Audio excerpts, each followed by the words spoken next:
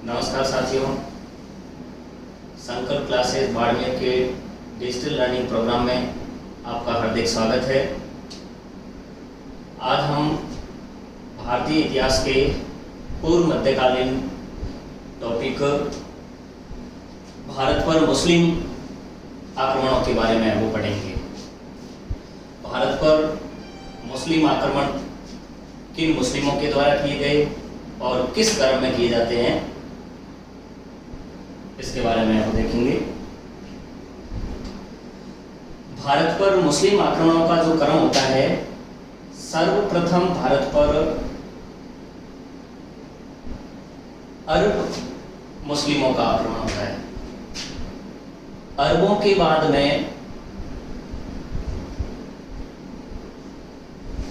तुर्क मुस्लिमों का आक्रमण होता है और तुर्कों के बाद में अफगान मुस्लिमों का है वो आक्रमण होता है।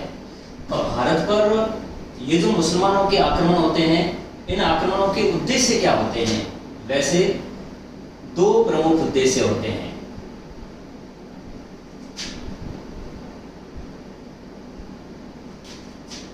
दो प्रमुख उद्देश्य होते हैं।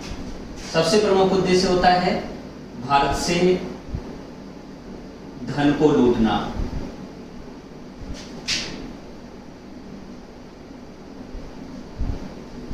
अद्भुत मात्रा में भारत में धन संपदा होती है, इस धन संपदा को लूटना और इसके साथ साथ इस्लाम धर्म का है वो प्रचार करना।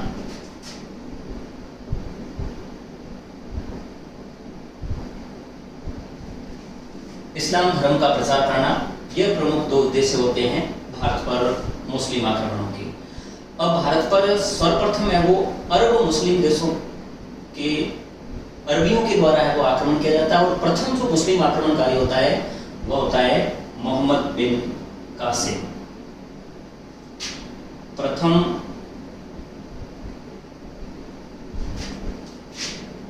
मुस्लिम आक्रमणकारी मोहम्मद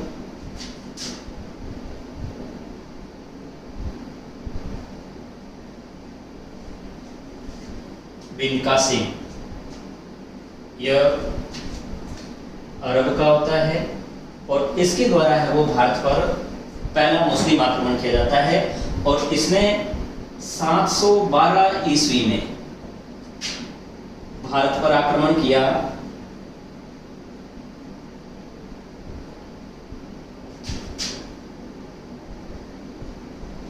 और इसके द्वारा आक्रमण किया जाता है सिंध क्षेत्र में,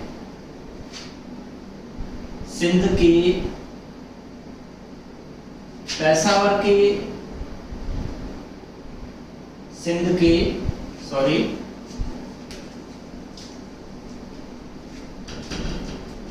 के चच वंश के शासक होते हैं दाहिर सैन।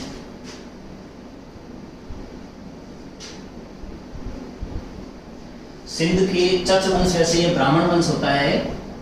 इस ब्राह्मण चच वंश के शासक होते हैं जिनका नाम होता है दाहिर सैन और इस क्षेत्र पर है वो आक्रमण किया जाता है, यानी सिंध पर आक्रमण किया जाता है 712 ईस्वी में और इस आक्रमण में दाहिर सैन को पराजित किया जाता है। दाहिर सैन को पराजित किया जाता है और सिंध पर है ये मोहम्मद बिन कासिम के द्वारा है वो अधिकार किया जाता है और इस क्षेत्र को है इसके द्वारा लूटा जाता है। और यह जो 712 ईस्वी का इन दोनों के बीच में युद्ध होता है, यह रावर का युद्ध कहलाता है। रावर का युद्ध है वो यह कहलाता है और इस युद्ध में सिंध पर अधिकार करके यहाँ पर लूटपाट की जाती है और सिंध का एक प्रमुख बंदरगाह होता है। सिंध का एक प्रमुख बंदरगाह होता है जिसका नाम था देवल और इस देवल बंदरगाह पर अधिकार किया जाता है। उस समय यह सिंध का प्रसिद्ध है वो व्यापारिक केंद्र होता है देवल। इस देवल बंदरगाह पर है वो अधिकार किया जाता है।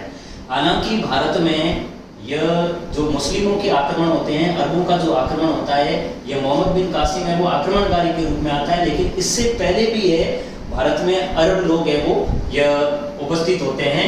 और भारत में अरबों का सबसे पहले जो प्रवेश होता है, अरबों का जो प्रथम प्रवेश होता है यह केरल से होता है।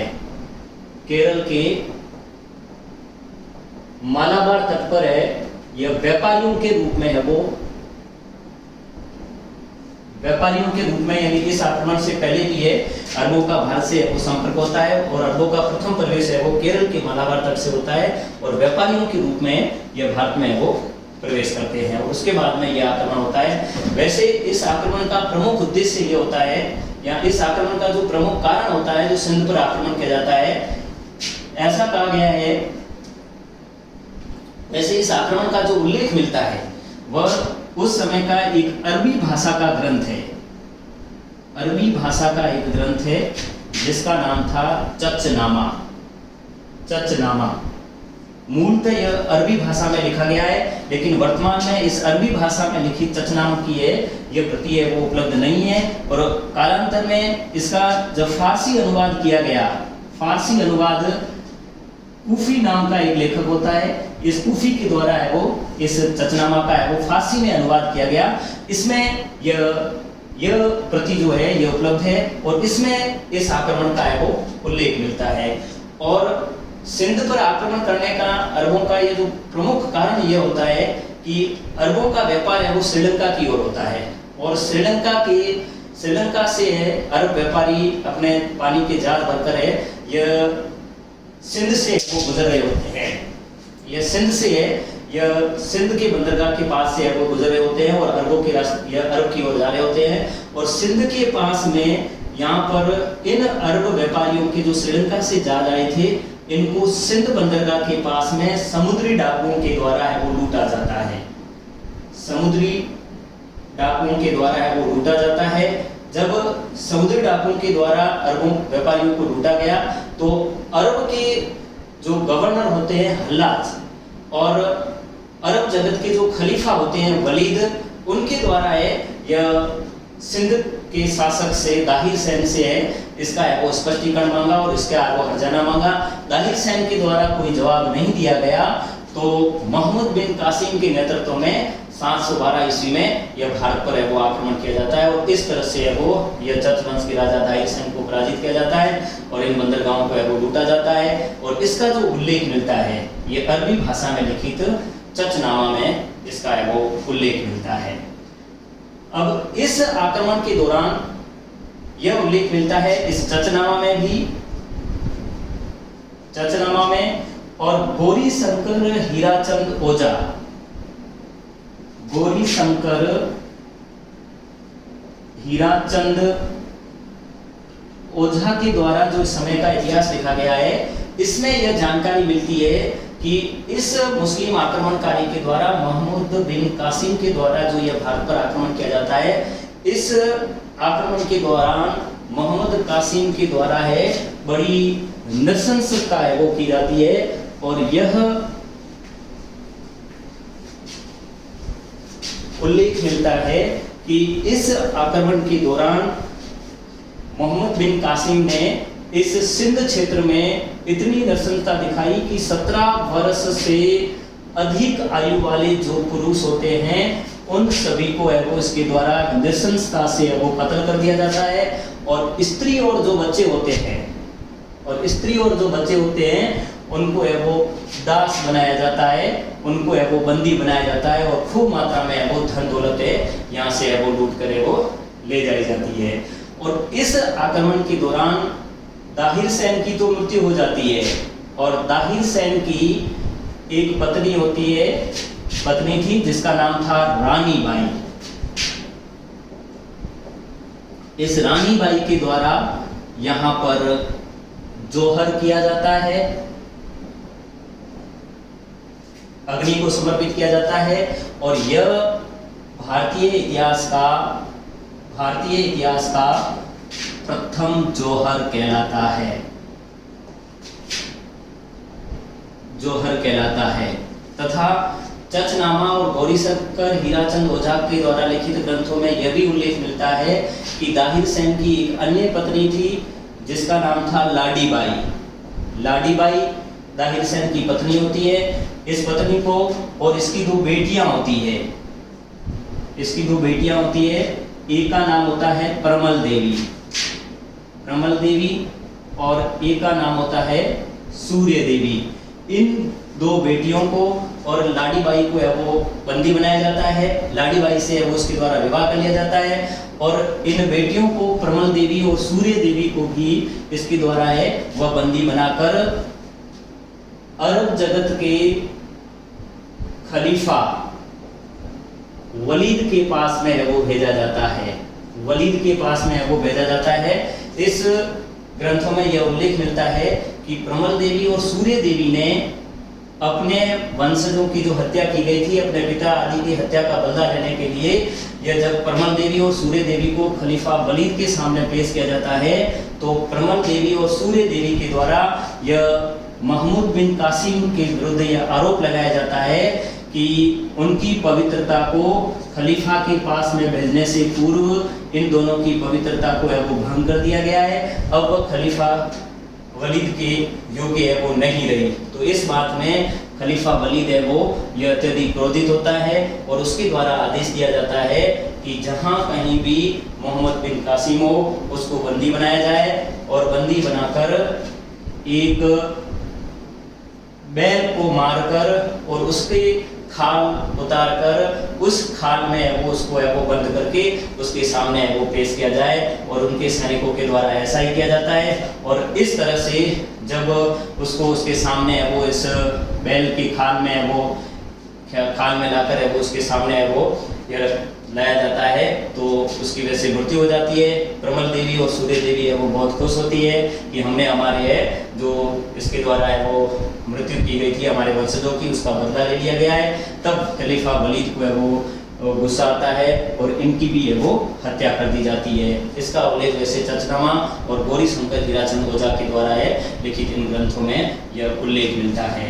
अब मोहम्मद बिन कासिम के द्वारा जब सिंध पर अधिकार किया गया, भारत पर जजिया कर की सबसे पहले जो वसूली की जाती है वह मोहम्मद बिन कासिम के द्वारा की जाती है सिंध से। भारत में जजिया कर की सर्वप्रथम जो वसूली की जाती है वह सिंध क्षेत्र से की जाती है और सिंध क्षेत्र से है वो इस जजिया कर की है वो शुरुआत की जाती है। और मोहम्मद बिन कासिम के द्वारा है ये जजिया कर को है वो सर्वप्रथम है वो सिंध क्षेत्र से है वो वसूला जाता है। अब जजिया जो यह कर होता है यह एक धर्मनिरपेक्ष है वो कर होता है। यह एक धर्मनिरपेक्ष है वो कर होता है जो धर्म के नाम पर वसूल नहीं किया जाता है, लेकिन उन लोगों से वसूला जाता है जो गैर मुस्लिम हैं लेकिन मुस्लिम राज्य में जो रह रहे हैं उनकी सुरक्षा के प्रति या उनको सुरक्षा प्रदान करने के लिए उनसे जो कर लिया जाता था उसे जजिया कर कहा जाता है। तो भारत में जजिया कर की सबसे पहले वसूली है यह सिंध क्षेत्र में इस मोहम्मद बिन कासिम के द्वारा है इस आक्रमण के दौरान है वो वसूली की जाती है। भारत में ऊंट पालने की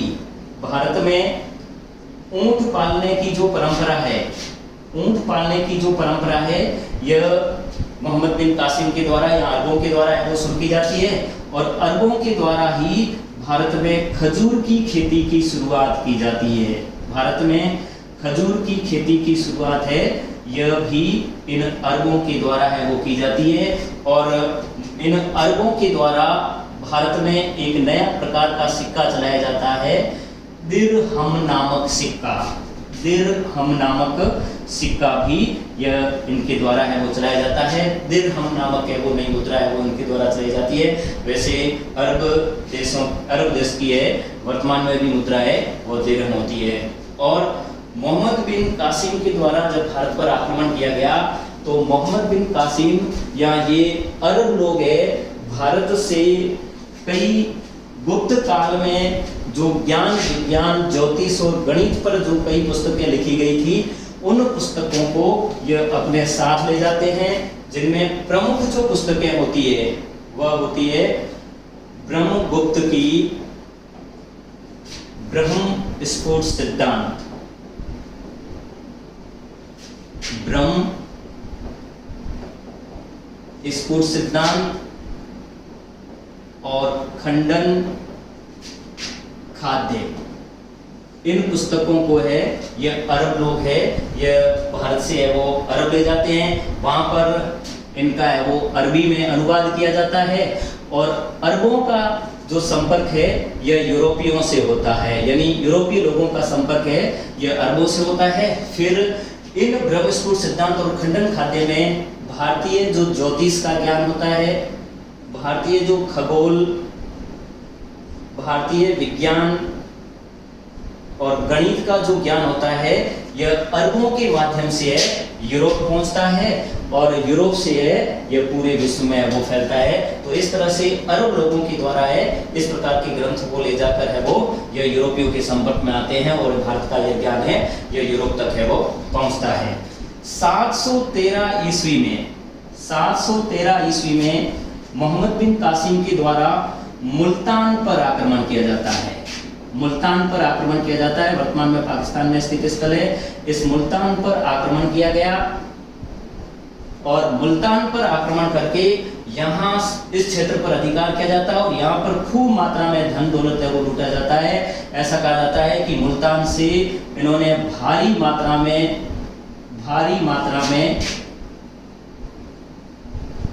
स्वर्ण को लूटा, यानी यहाँ से इनको भारी मात्रा में वो सोना प्राप्त होता है। इस कारण अरबों के द्वारा इस मुल्तान का नाम ही है यह स्वर्ण नगर है वो रखा जाता है, स्वर्ण नगर रखा गया। तो इस तरह से है यह भारत पर पहला जो मुस्लिम आक्रमण होता है वह मोहम्मद बिन कासिम के द्वारा है वो 712 ईस्वी में होता है, और अरबों का है वो या मुस्लिमों का है वो यह भारत में वो प्रवेश होता है।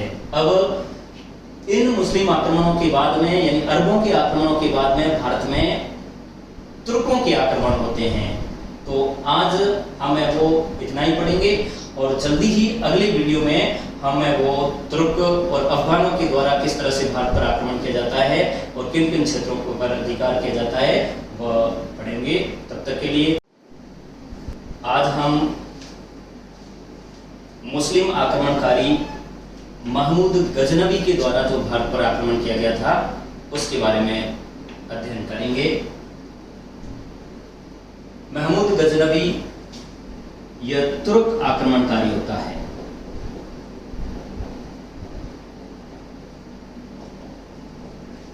किस तरह से आक्रमण किया गया? वर्तमान अफगानिस्तान का एक क्षेत्र है गजनी। इस गजनी को केंद्र बनाकर अफगानिस्तान के इस गजनी क्षेत्र को केंद्र बनाकर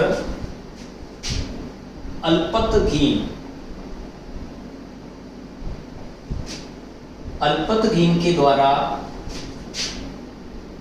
एक राज्य की स्थापना की जाती है, राजवंश की स्थापना की जाती है। इसे यामीनी वंश कहा जाता है। यामीनी वंश की स्थापना की, और इस यामीनी वंश की जो राजधानी होती है यह होती है गजनी। वर्तमान में अफगानिस्तान का क्षेत्र है। इस गजनी को केंद्र बनाकर इस अल्पतगीन के द्वारा लगभग 963 ईस्वी में इस यामीनी वंश की स्थापना की जाती है, और अल्पतगीन की मृत्यु के बाद में अगला यहाँ का शासक बनता है जिसका नाम होता है सुबुक्तगीन।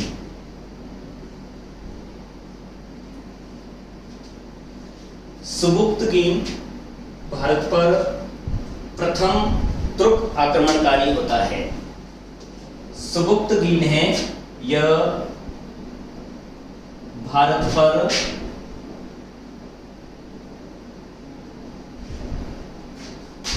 प्रथम तुर्क आक्रमणकारी होता है। प्रथम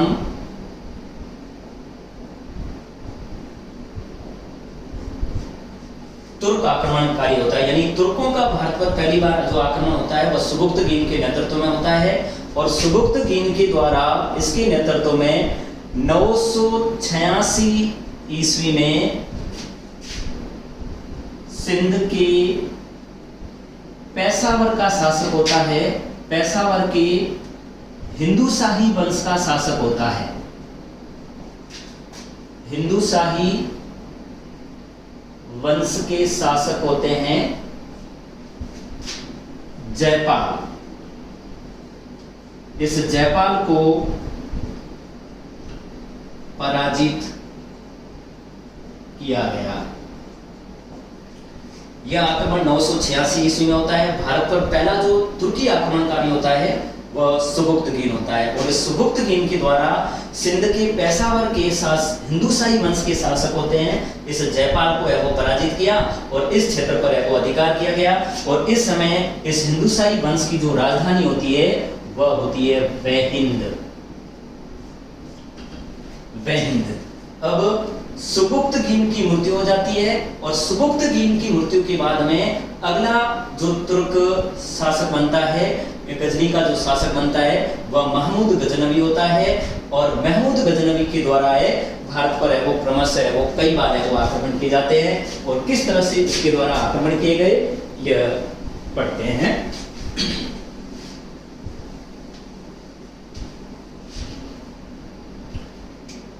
महमूद गजनवी यह 997 ईस्वी में गजनी का शासक बना, और गजनी का शासक बनकर इसके द्वारा सुल्तान की उपाधि धारण की गई।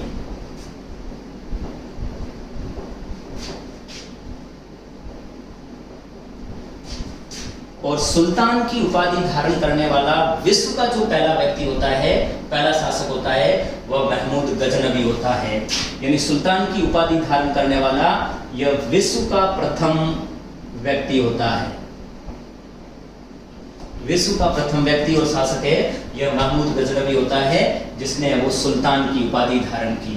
अब महमूद गजनवी के द्वारा 997 ईस्वी से लेकर 1030 ईस्वी तक इसके द्वारा गजनी पर है वो शासन किया जाता है।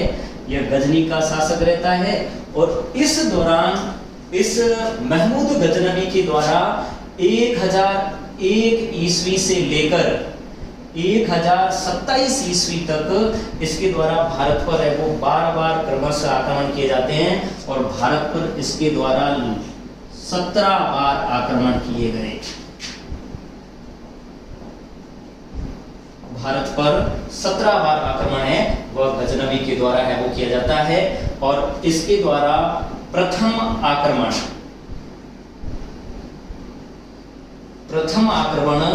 1001 ईस्वी में इसके द्वारा हिंदू शाही वंश के शासक, हिंदू शाही वंश के शासक जयपाल पर पुनः आक्रमण किया गया। इससे पूर्व सुबुक्तगीन ने जो पहला आक्रमण किया था हिंदू शाही वंश के राजा जयपाल को पराजित किया था, लेकिन जैसे ही सुबुक्तगीन वापस ला जाता है जयपाल के द्वारा पुनः सिंध में वो हिंदू शाही वंश की है वो स्थापना कर ली जाती है, पुनः है वो शासक बनता है। अब गजनवी के द्वारा भारत पर जो पहला आक्रमण किया जाता है वह 1001 ईस्वी में उसी हिंदू शाही वंश के राजा जयपाल पर किया जाता है, और इसमें जयपाल है वो पुनः पराजित होता है।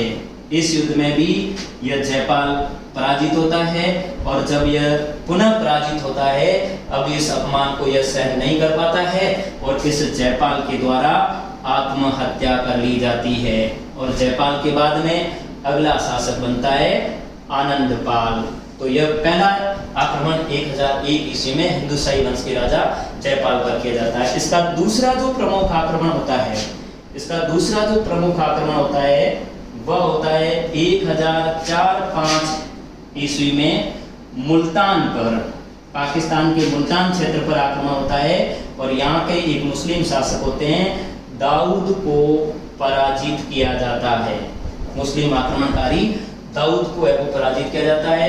इसके बाद एक एक करके है वो इसके द्वारा है वो कई आक्रमण किए जाते हैं। और महमूद गजनवी का जो सबसे प्रमुख जो आक्रमण है वह भारत पर किया जाता है, जिसके बारे में अक्सर है वो सवाल पूछे जाते हैं। वह आक्रमण होता है 1025 ईस्वी में।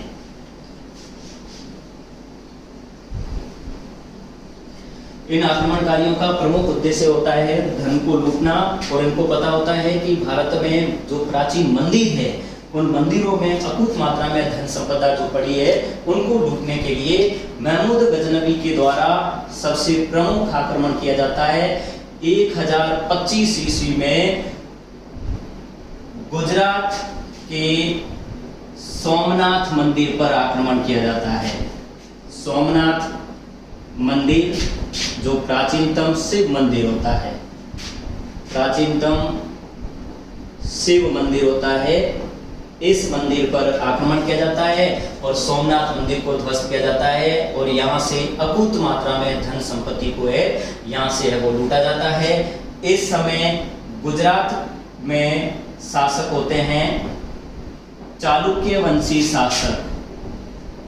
चालुक्य वंशी शासक होते हैं भीम प्रथम।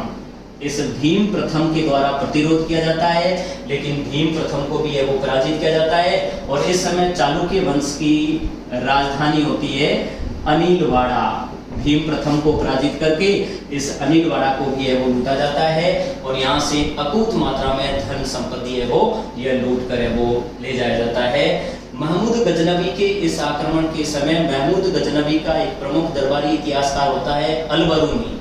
वह अलबरूनी आया था और उस अलबरूनी के द्वारा जो तहकीकाते हिंद किताब लिखी गई है कि जिसे किताबुल हिंद भी कहा जाता है, इसमें उसने उल्लेख किया है कि यहाँ से अकूत मात्रा में है वो धन दौलत को है वो लूट कर ले जाया जाता है कि इसके पास में जो भी पशु होते हैं उन पशुओं पर इतना धन दौलत है वो ये बोरों में भरी जाती है, बोरों में ठूस ठूस कर भरी जाती है। और जब ये काफिला है वो वापस गजनी की ओर जाता है तो सारे पशुओं पर इतना भार होता है कि वह कहराते हुए जाते हैं। और इस धन से महमूद गजनवी के द्वारा विश्व की प्रसिद्ध राजधानी गजनी को है वो स्थापित किया जाता है। यहाँ पर भव्य इमारतें आदि है वो बनाई जाती है इसी धन से।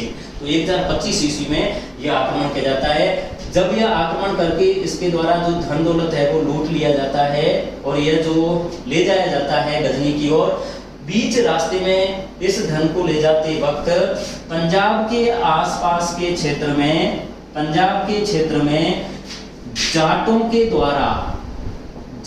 द्वारा है इसके धन को है वो लूटा जाता है। जाट इस क्षेत्र में होते हैं और जाट है वो उसमें लूटने का है वो कार्य करते हैं। तो इन जाटों के द्वारा है यह धन है वो लूटा जाता है और इन जाटों को या इस लूट का बदला लेने के लिए महमूद गजनवी के द्वारा भारत पर अंतिम आक्रमण किया जाता है। 1027 ईस्वी में यह पुनः है वो भारत आता है उस पंजाब के क्षेत्र में जहां पर इस धन को है वो लूटा गया था। जाटों के विरुद्ध अभियान किया जाता है, जाटों के विरुद्ध अभियान किया जाता है और इस अभियान में इन जाटों को है वो पराजित किया जाता है। और 1030 ईस्वी में इस गजनवी की मृत्यु हो जाती है और गजनवी को